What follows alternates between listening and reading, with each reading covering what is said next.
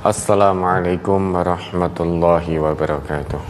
Waalaikumsalam. Mari kita mulai. Bismillahirrahmanirrahim.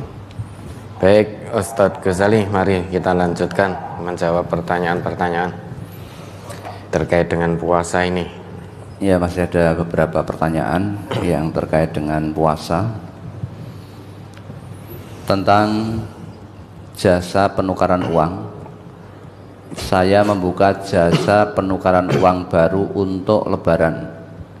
Dengan jasa penukaran setiap 100.000 saya ambil 5.000 sebagai jasa untuk reseller maupun yang bukan reseller. Kemudian reseller saya itu menjasakan kembali uang itu dengan jasa tukar setiap 100.000 ambil jasa 10.000. Kemudian reseller itu menresellerkan uang tadi dengan jasa tukar yang berbeda lagi. Apakah itu diperbolehkan? Boleh dan tidaknya itu kita harus melihat ketentuan dari agama. Nah, ini jasa atau jual beli, beda tipis ini. Maka boleh tidaknya kita lihat dulu. Nabi kita telah menegaskan satu prinsip terkait bagaimana kita bermuamalah terhadap benda-benda ribawi ini. Dalam sebuah sabdanya, beliau secara tegas ngendika, adz-dzahabu bidz-dzahab wal fiddatu bil fiddah wal burru bil burri wasyairu bisyairi wattamru bittamri wal milhu bil milhi mislan bimislin yadan biyadin.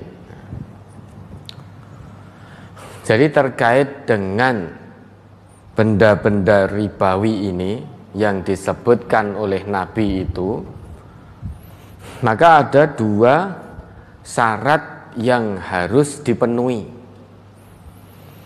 Kalau emas dengan emas, maka syaratnya harus mislan bimislin, sepadan. Tidak boleh lebih, tidak boleh kurang. Yadan biyadin, kontan, tunai. Adz-dzahab, begitu pula dengan perak. Kalau perak dengan perak, dua syarat tadi juga berlaku, yaitu mislan bimislin, yadan biyadin, itu juga berlaku. Nah, emas perak ini kemudian dikiaskan ke seluruh jenis mata uang termasuk rupiah.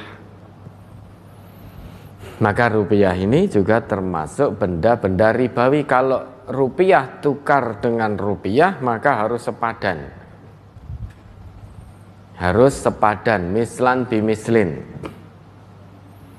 Jadi kalau saudara, misalkan ada orang yang menukar 1 juta, karena ini mau lebaran, dengan 1 juta yang baru, uang baru. Kalau yang menukar tadi kemudian menerimanya hanya 995.000 rupiah, nah, itu berarti riba. Meskipun sama-sama ridho biridho, meski sama-sama ridho, yang namanya riba tetap riba. Tidak peduli apakah saling ridho atau tidak. Kalau riba, tetap riba. Jangan dikira orang yang pinjam di bank pelecet itu juga tidak ridho biridho, itu juga saling ridho.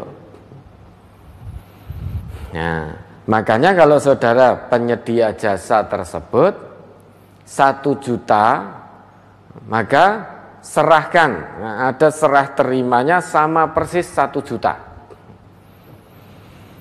Jadi 1 juta uang lama, saudara ganti dengan 1 juta uang baru.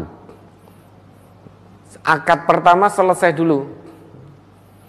Jadi 1 juta uang lama, saudara berikan 1 juta uang baru, sudah selesai. Habis itu akad kedua. Ya, saudara bisa bilang kepada pelanggan tadi, Pak, Bu, Mas atau Mbak, lah saya itu ngantri sejak pagi. Dari pagi antrinya sampai siang untuk nukar uang di bank ini. Di samping itu saya nukarnya juga di Solo. Ada ongkos bensin, makanya ini saya ambil jasanya. Lah sekarang tinggal panjenengan bayar jasa ke saya. Jasa antri saya di bank yang memakan waktu juga sebagai jasa uang ganti bensin saya. Nah itu sudah beda akad, itu namanya jasa. Tapi kalau langsung dipotongkan serah terima dari tangan ke tangan yadan biyadinnya, yang menyerah, yang menukarkan 1 juta, kemudian saudara terima, kemudian saudara beri 995.000, berarti itu ada riba. Ke 1 juta, serahkan 1 juta dulu. Habis itu baru minta uang jasanya. Nah kalau demikian boleh. Karena akadnya sudah berbeda. Akad yang pertama tukar menukar, dhahab bidhahab, rupiah birrupiah. Rupiah dengan rupiah harus mislan bimislin, yadan biyadin.